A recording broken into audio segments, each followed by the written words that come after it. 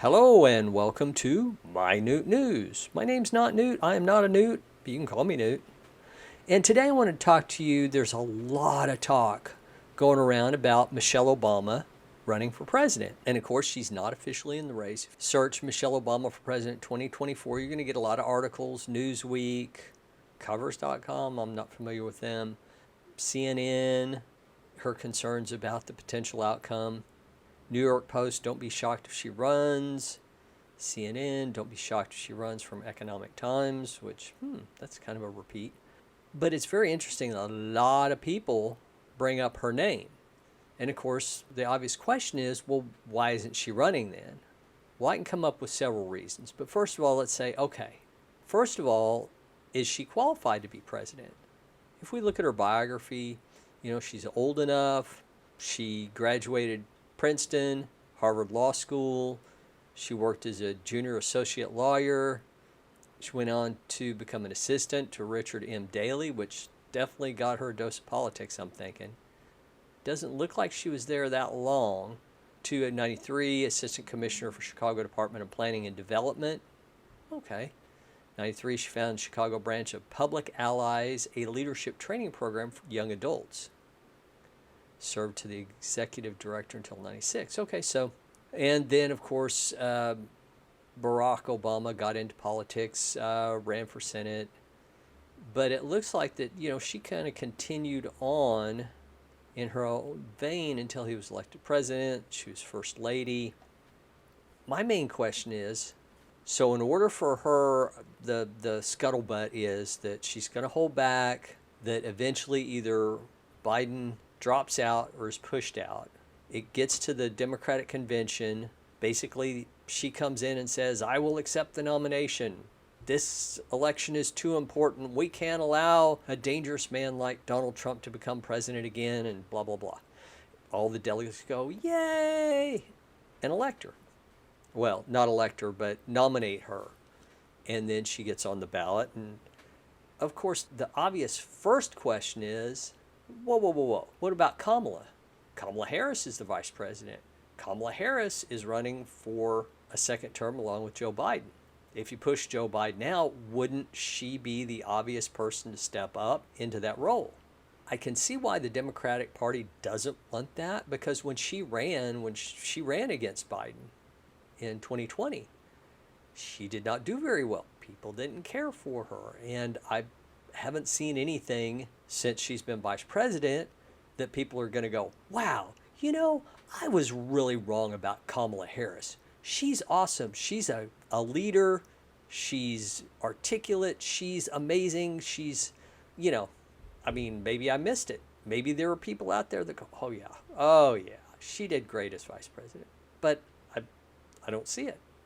She's not in the news that much that I have seen. And, I don't see everything. But so if they're going to push her out and put Michelle Obama in, there's going to be questions of fairness. She's next. And I think justifiably, a lot of people in the Democratic organization are going to say, she can't win. She can't win against Trump. We've got to have our A game, our varsity team. I know traditionally people kind of look down on vice presidents and slag on them. Partly there's a reason for that, because a lot of times they're the ones that didn't win the nomination. So it's kind of a participation prize. Part of it is assassination insurance. Like, okay, I don't want somebody too charismatic and sharp and capable as my VP, because then if something happens to me, they might want to push me out to get in, and don't want that. Which, yeah, because you look at some of the vice presidents we've had, and it's like, yeah, the guy in charge sucks, but they're still better than the alternative. So, but there's another question. If Biden doesn't run again, how are they going to push Kamala out? Well, first of all, the obvious thing is they don't have to care about what she says or what she wants, because in the Democratic nomination process, here a few years ago, Bernie Sanders followers sued the Democratic Party because they said that he got screwed over in the nomination process running against Hillary in 2016. That they pulled strings, and the lawyers for the Democratic National Committee stood up in court and said, There is no legal requirement for the Democratic Party to run fair primary elections. So, yeah, we don't have to be fair.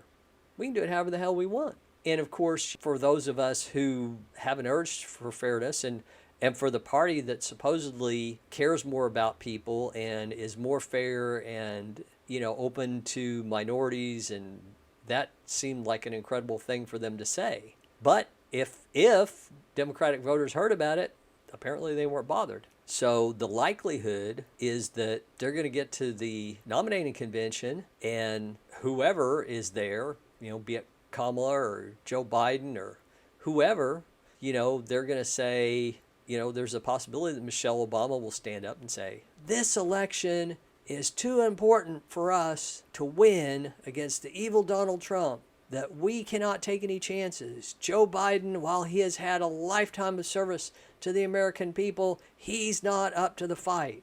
And I'm thinking there's an excellent chance that she won't even mention Kamala. And at that point, because she hasn't run, nobody's been doing opposition research on her, nobody's been slagging on her, and they'll say, hey, she is a Harvard Law graduate, black woman. The perfect Democrat candidate. And I think there's an excellent chance they'll just nominate her. Now, what are the advantages, disadvantages for her or for the Democrats in that scenario?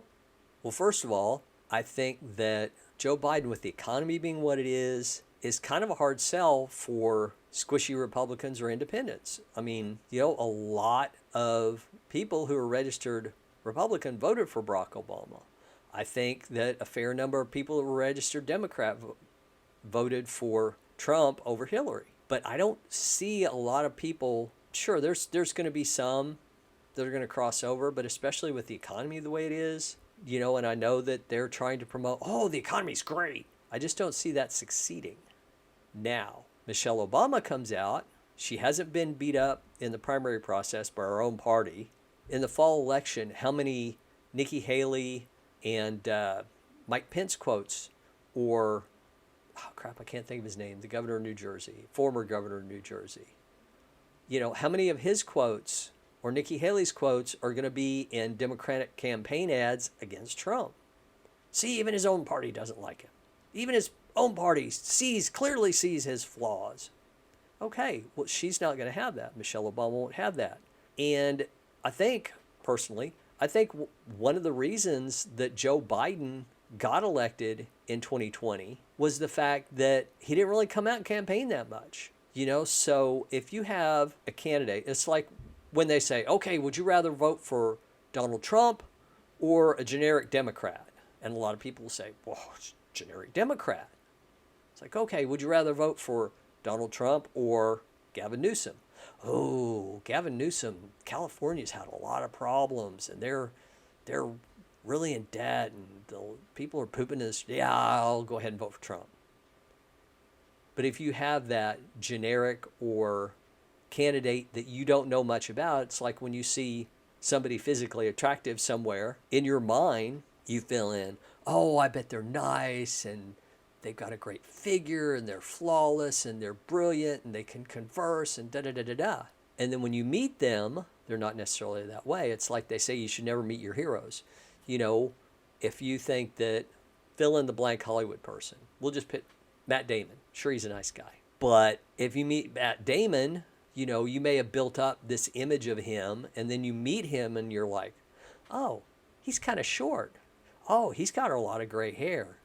He's got some wrinkles around his eyes.